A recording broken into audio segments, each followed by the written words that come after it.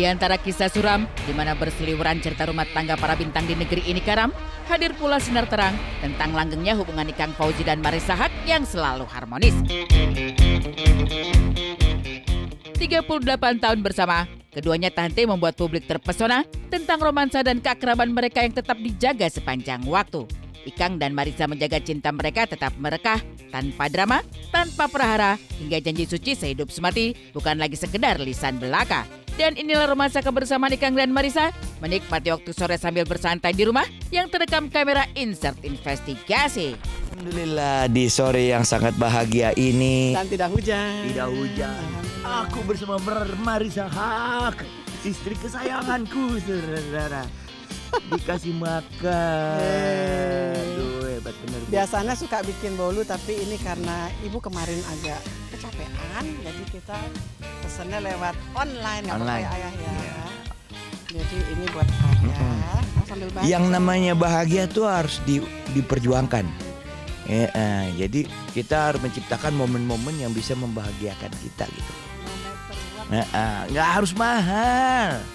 Ini kan tidak mahal. Iya ya, Pak. Enak. Manifestasi cinta Ikang Fauzi dan Marissa Haque tidak hanya diresapi dalam relasi dan kedekatan, tapi juga begitu jelas tergambar dalam potret fisik mereka. Seperti bunyi pepatah Latin populer, mens sana in corpore sano, atau jiwa yang sehat dalam tubuh yang sehat. Menjadi implikasi dalam pola hidup sehat Ikang dan istrinya Marissa Haque. Lantas, bagaimana Ikang dan Marissa menjaga tubuh tetap bugar dan sehat di usia 60-an? Gula. Kita dianggap apa gitu, fosil gitu ya. Biasa aja makan. Biasa, makannya masih biasa. Tapi yang segala sesuatu nggak boleh berlebihan, itu aja. Gula kita kurangi. Gula. Garam. Gue kalau nggak usah makan gula, gue liat bini gue aja. Ya udah cukup. Kopi pahit, liat dia. Ya udah, gitu aja. Gue sangat concern terhadap kesehatan. Jadi we are what we eat, ya. We are what you do, what you think. Itu yang penting, koordinasi daripada itu. Apa yang kita lakukan, apa yang kita pikirkan, itu yang membentuk kesehatan kita. Ikang Fauzi bertemu Marissa Haque ketika karir keduanya tengah memuncak di tanah air. Namun berbeda dunia, di mana nama Marissa Haque melambung di dunia seni peran, sedangkan Ikang Fauzi di dunia musik. Pengalaman jatuh cinta pada pandangan pertama membawa Ikang Fauzi sempat berjuang keras untuk mendapatkan cinta sang pujaan hati. Siapa sangka, demi menikah dengan Marissa Haque, Ikang Fauzi berhasil menyingkirkan para pesaingnya yang rata-rata pengusaha sampai anak menteri. Ini jujur ya, waktu gue pertama kali lihat dia, gue bilang, wah ini kalau gue punya anak dari dia, anak gue cakep-cakep pasti. Dan saat itu yang namanya saingan banyak banget, rata-rata the have. Ya bapaknya menteri lah, ya bapaknya inilah, ya bapaknya itu. Tapi gue sih bawa diri gue sendiri, makanya ada lagu gue yang nyanyi seperti itu tuh waktu gue ngelesin dia gitu. Aku punya api di dalam dadaku, itu yang kekal kasihku. Sampai kayak gitu. Perjuangan sang rockstar mencari cinta pun meniti jalan yang cukup panjang ketika ayahanda Marissa sempat merentang hubungan mereka lantaran profesi dan penampilannya yang cukup berbeda dari laki-laki lain. Kan Ikang ini penyanyi rock banget ya, zaman dulu tuh kan yang gitu robek-robek. Bolong-bolong. Terus kamu kan hobinya pakai, karena ngerasa dia kan, dia kan ini yang bagus nih, apa namanya? Mobilnya paling Terus agak dipamer-pamerin, dia pikir bapak saya tuh terpesona. Tapi malah sebel kan, karena kan dia pengen mantunya yang dokter gitu loh, yang agak-agak mapan gitu loh masa depannya. Datang penyanyi rock. Penyanyi rocker kan tahu sendiri kayak gimana. Dia berusaha menghindar gue kalau ada. Dia nggak suka lah. Tapi gue pantengin terus, gue ajak ngomong. Kan akhirnya juga males juga ini orang. Kekeh gitu ya. Ini kali dipikirnya gitu. Maksudnya ya gue pada saat diajak ngomong sama dia, gue nyambung gitu, gue bisa ngerti di dunia dia kayak bagaimana. Ternyata cinta yang pernah terhalang restu kini langgeng dan harmonis. Ikatan cinta yang dimateraikan dengan cincin yang melingkar di jemari begitu dirawat dengan tumpahan kasih sayang. Menariknya, pernikahan yang dijaga dengan segenap hati terus berjalan tanpa drama, tanpa prahara selama 38 tahun. Jadi memang kebersamaan itu ya, maksudnya keawetan kita bersama itu bukan hanya kita membahagiakan dengan memberi apa yang dia mau, tapi dia juga harus menerima apa yang kita punya. Iya. Karena kalau toh kita berusaha untuk jadi dapat yang lebih baik, belum tentu akan begitu terus juga kan. Suatu saat akan stuck lagi kan, pasti. Mendingan yang ada ini kita perbaiki benar-benar. Gue Ikang dan Marissa merajut cinta beda usia. Rentang jarak 3 tahun antara Ikang dan Marissa bukanlah aral rintangan. Keduanya saling percaya, memahami dan mengakui, termasuk urusan mempercantik rumah. Jika Marissa lebih menyukai konsep rumah bergaya Mediterranean ala Timur Tengah, Ikang justru inginkan suasana rumah yang asri dan hijau. Menariknya, perbedaan itu diwujudkan mereka dalam konsep rumah idaman mereka.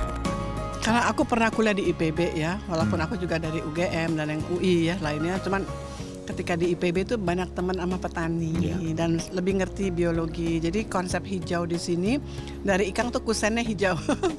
Dan konsep dindingnya Mediterranean sebetulnya kalau kita ke daerah kayak Qatar, pakai daerah Yunani ya. Bener-bener itu seperti green building. Iya, dan banyak konsep terbuka juga dari Ikang. Ini konsep rumah Betawi yang kami balik. Kalau Betawi kan terasa di depan karena rumahnya nggak pakai pagar jadi dibalik. Nah, terus banyak pohon itu dari aku rata-rata. Kan belakangan mulai kita gemes juga ya sampahnya banyak. Jadi ketika pohonnya udah nggak terlalu berbuah, ini kan mangga Thailand, ini mangga Garut ya. Dulu kita mangganya tuh kalau lagi panen tinggal pegang gitu aja. Tapi ketika makin tua makin tinggi makin susah. Mungkin kita lagi berpikir mau ditebang ganti yang baru atau gimana seperti itu. Tapi musola dari Ikang, terus green energinya juga dari Ikang, jadi pakai solar. Sebagai istri, Marissa tentu paham betul apa yang disukai suaminya. Selain musik, Ikang ternyata suka bercocok tanam. Barangkali inilah yang menggerakkan Marissa membangun hidroponik di rumah mereka sebagai hadiah untuk suami tercinta. Ponik ini sebenarnya hadiah dari Marissa buat saya ulang tahun. Awalnya sih keurus banget. Lagi hari ini kurang urus. Tapi intinya sih betul. Saya belajar gimana cara ngurusnya. Udah tahu caranya. Cuman ya lagi males aja nih. Karena kan Ikang suka, dia selalu minta, Ibu bisa nggak diijo, ya apa dikasih bunga. Bolak-balik yang berbunga mati karena panas sekali. Kecuali anggrek, karena waktu itu kan masih pendek, masih teduh.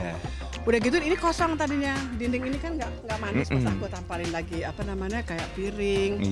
Masa bougainville lagi gitu loh. Terus kita berpikir hidroponik deh.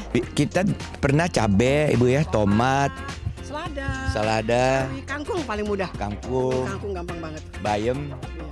Tapi kangkung lebih sering. Tahun belakangan karena kita udah umur, kan kangkung nggak boleh terlalu sering. Sekarang kan kecenderungannya tuh jadi apa green ya, environment. Tapi dari dulu gue udah mikir rumah yang terbaik karena pelajari sih kita ya, pelajari konstruksinya apa. Selain bisnisnya dari perumahan ini kan, jadi kita tahu ya rumah yang sehat adalah rumah yang terbuka, udaranya berjalan gitu ya, tinggi atapnya supaya lebih sejuk. Udah gitu ya apa 70% itu kalau bisa ada